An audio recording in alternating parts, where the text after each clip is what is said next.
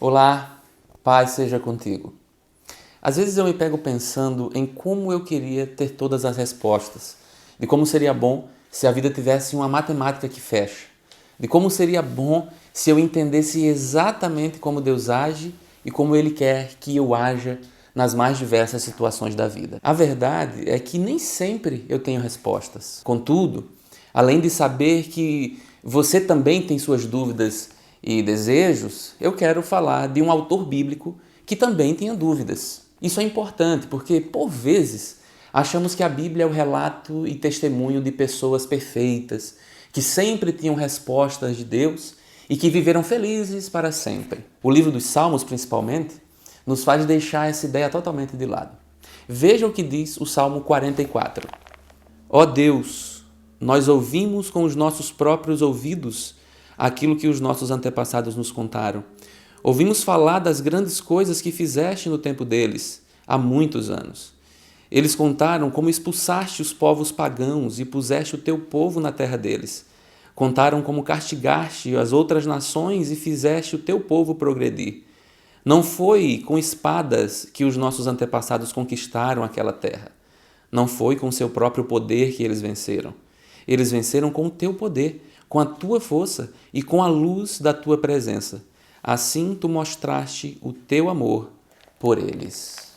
Acompanhe comigo a linha de pensamento do salmista.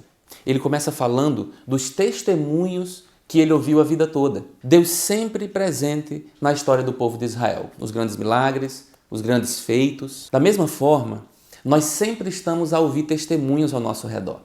Interessante como isso marca a nossa vida. Todos nós ouvimos milagres que Deus fez na vida de amigos, familiares, e esses testemunhos nos alegram, nos fortalecem, nos fazem acreditar que Deus pode fazer o mesmo por nós. Nossa fé, sem dúvida, é fortalecida. É incrível e extremamente importante ver o que Deus tem feito ao nosso redor. Daí, o salmista continua, veja só. Tu és o meu rei e o meu Deus. Tu dás a vitória ao teu povo. Com o teu poder vencemos os nossos inimigos e com a tua presença derrotamos os nossos adversários. Não é no meu arco que eu confio e não é a minha espada que me dá a vitória. Pois foste tu que nos livraste dos nossos inimigos e venceste aqueles que nos odeiam. Nós te louvaremos o dia todo, nós te somos gratos para sempre. Agora, o salmista fala de suas experiências com Deus. Ele sabe que a vitória vem do Senhor e não de suas forças ou de suas estratégias. Veja que é importante esse aspecto da vida cristã. Não nos basta ouvir testemunhos. Precisamos ter nossas próprias experiências com Deus. Os testemunhos, eles nos animam, mas nossas próprias experiências nos fazem crescer.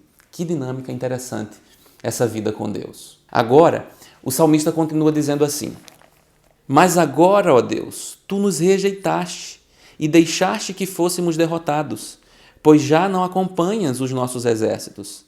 Tu nos fizestes fugir dos nossos inimigos, e eles levaram embora tudo o que tínhamos. Tu nos trataste como se fôssemos ovelhas que vão para o matadouro, e nos espalhaste entre as outras nações.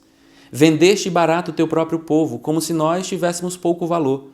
Os povos vizinhos, vendo o que nos fizeste, caçoam e zombam de nós. Tu nos fizeste motivo de zombaria para as outras nações. Os outros povos nos desprezam. Estou sempre humilhado e coberto de vergonha, ouvindo as zombarias dos meus inimigos e os insultos dos que querem se vingar de mim.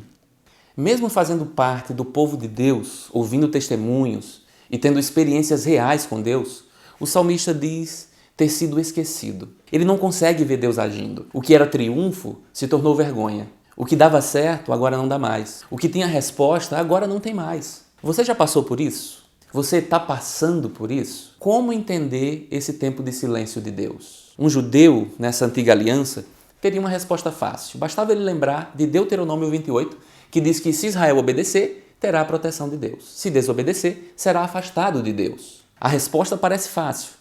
Mas veja o que diz o salmista nos versículos seguintes. Tudo isso nos aconteceu, embora não tivéssemos esquecido de ti, nem tivéssemos quebrado a aliança que fizeste com teu povo.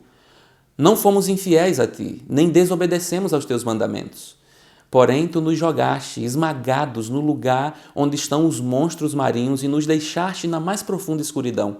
Se tivéssemos deixado de adorar o nosso Deus e orado a algum Deus pagão, tu certamente ficarias sabendo disso, pois conheces os pensamentos secretos das pessoas. Mas por causa de ti, estamos em perigo de morte o dia inteiro. Somos tratados como ovelhas que vão para o matadouro. Agora ficou difícil. O povo estava obedecendo a Deus, sendo fiel, e ainda assim estava sofrendo. As respostas pareciam tão simples, mas elas não satisfazem mais. A lógica que o salmista estabeleceu não responde mais à sua situação. O que fazer então? Será que você está passando por essa fase? Onde estão as respostas? Essa é a pergunta. Você tem lutado para ser fiel, tem buscado adorar a Deus com todo amor, mas parece que não vai, o sofrimento ainda persiste. Onde está a lógica da religião que não funciona nesse momento? Será mesmo que dar o dízimo ou ir ao culto pode torcer o braço de Deus para Ele te dar as respostas que você precisa? O salmista finaliza dizendo assim, veja: acorda, Senhor, porque estás dormindo? Levanta-te, não nos rejeites para sempre. Por que te escondes de nós? Por que esqueces dos nossos sofrimentos e das nossas aflições? Nós estamos abatidos, caídos no chão, estamos vencidos, jogados no pó. Levanta-te e vem ajudar-nos. Salva-nos por causa do teu amor. Esse trecho final me chama a atenção. O salmista não coloca a culpa da situação na falta de amor de Deus. Você não acha justo esse cara culpar Deus por ter faltado com amor para com seu povo? Eu falo isso porque eu já fiz e faço isso muitas vezes. Deus se tornou, infelizmente, um réu em nossa mente conturbada. Mas para esse salmista, não. Deus continua amando o seu povo mesmo em meio ao sofrimento. Ele não cobra que Deus faça o que ele pede só porque foi fiel ou algo do tipo. O salmista não tem uma fé baseada naquilo que Deus pode fazer. Deus não é um servo do seu povo que só se justifica quando está a fazer algo. Deus é o Senhor e já revelou seu caráter de amor e disse que isso é para sempre. Deus não precisa fazer algo para ser Deus, entende? Ele não deixa de ser Deus quando seus problemas não vão embora como em um passe de mágica. A verdade na qual o salmista descansa não é nos milagres feitos na sua vida ou na vida do seu povo, mas na verdade de que o amor de Deus não falha. Mesmo que em alguns momentos sejamos como ovelhas levadas ao matadouro. Mesmo quando o medo bate na porta, mesmo quando as coisas não saem como a gente quer, resta-nos então confiar no caráter desse Deus. Eu quero finalizar com um salmo que tem impactado muito o meu coração nesses dias, porque ele fala sobre descansar confiadamente em Deus. Eu te convido a degustar esse salmo hoje, o Salmo 131, que diz assim: Ó Senhor Deus, eu já não sou orgulhoso. Deixei de olhar os outros com arrogância. Não vou atrás das coisas grandes e extraordinárias que estão fora do meu alcance. Assim como a criança desmamada fica quieta nos braços da mãe, assim eu estou satisfeito e tranquilo, e o meu coração está calmo dentro de mim.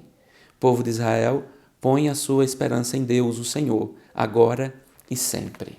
Por mais que seja difícil para mim e para você, o Senhor nos chama a descansar. O apóstolo Paulo, escrevendo aos Filipenses, disse que aprendeu o segredo do contentamento. Ele aprendeu. Então, que o Senhor nos ensine a achar somente nele todo o contentamento que precisamos para enfrentar essa vida que nos foi dada como um presente. Até a próxima.